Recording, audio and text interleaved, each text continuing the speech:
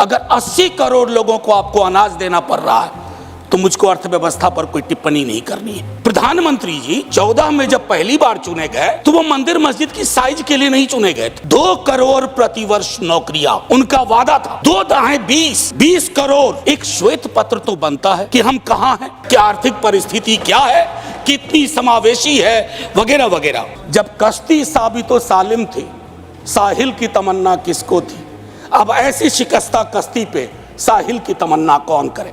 Sir हम किन देशों से पीछे हो गए हैं पता है? छोड़िए अमेरिका यूरोप की बात, बांग्लादेश और नेपाल इनकम इनइक्वालिटी को एड्रेस करते हुए मानवीय सूचकांक में हमको पीछे छोड़ चुका है। यह है सर दस्तावेज। गरीब की आप फॉरेन एक्सचेंज रिजर्व कुछ भी रख लो, लेकिन अगर गरीब की थाली में ऊपर परिलक्षित नहीं हो रहा है तो फाइल भी किताबी है और गांव भी किताबी। सर कोई भी वैसा ग्रोथ जो फेसलेस हो, जॉबलेस हो, उस ग्रोथ से देश की हकीकत नहीं बदलती है। सर बड़ी बड़ी बात लोग कर रहे थे। अभी पिछले महीने ये खूबसूरत किताब आई है, वेल रिसर्च्ड।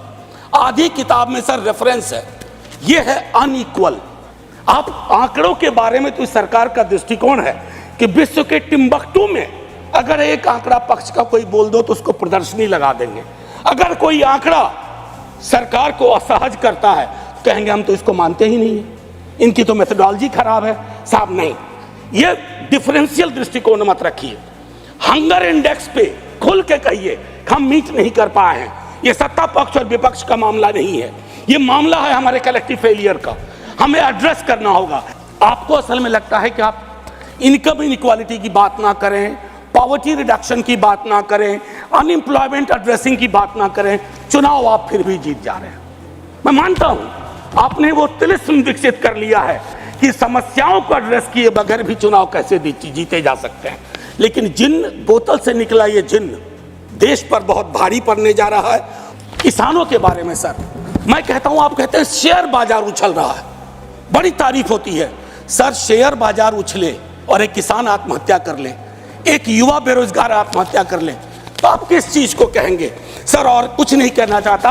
हाशिए के समूहों में पॉवर्टी की जो परिस्थिति है, आप बिहार का डेटा देखिए। आखिरी सर एक सुधांशु जी बड़ी अच्छी चीजें बता गए, हमें तो लगा कि हम तो बेकार परेशानी है गरीबी से, भुखमरी से। 30 सेकेंड सर।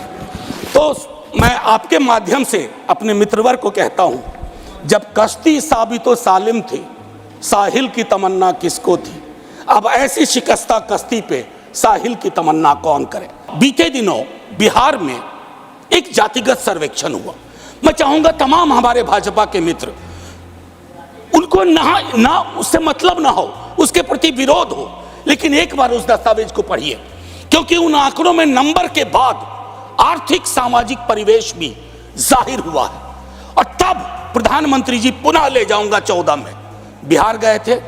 बिहार को स्पेशल स्टेटस की बात वो करके आए थे, हाजीपुर, दरभंगा, पटना। सर बिहार को आपकी जरूरत है माननीय सत्ता पक्ष। बिहार के पास रेवेन्यू के साधन कमतर हैं। बिहार को लेबर सप्लाई स्टेट के नजरिए से मत देखिए, बिहार को स्पेशल स्टेटस दीजिए। क्योंकि अगर आप इस किताब का विश्लेषण करें, सरकार के आंकड़ों का विश्लेषण करें, तो आपको साफ दिखेगा कि बिहार, झारखंड, उत्तर प्रदेश और मध्य प्रदेश देश के बाकी राज्यों से पिछड़ रहा है। उसके अलावा दूसरा पहलू कहता हूं माननीय उपसभापति महोदय, इस किताब में बाबा साहब भीमराव अंबेडकर को धृत किया गया है नॉर्थ साउथ डिवाइड के संदर्भ में भी। और ये पुरानी बात है सर, एफडीआई को ही देखिए कि नॉर्थ में कितना, साउथ में कितना, तो ये फर्क आपको साफ नजर आ जाएगा। इसलिए मैं कहता हूं कि बिहार को नए नजरिए से देखिए। जो शुरुआत वहां के मुख्यमंत्री नीतीश जी, तेजस्वी जी ने की, आप हैंड होल्डिंग करिए और स्पेशल स्टेटस दीजिए। दूसरी चीज सर, अगर मनरेगा में रूरल डिमांड बढ़ रहा है तो रूरल डिस्ट्रेस को एक्नॉलेज करिए। उसको एक्नॉलेज किए बगैर बात नहीं बनेगी। उसको डिनाइल से अब कुछ हासिल नहीं कर पाए। पॉवर्टी इंडेक्स पर आपने कई वर्षों से काम नहीं किया।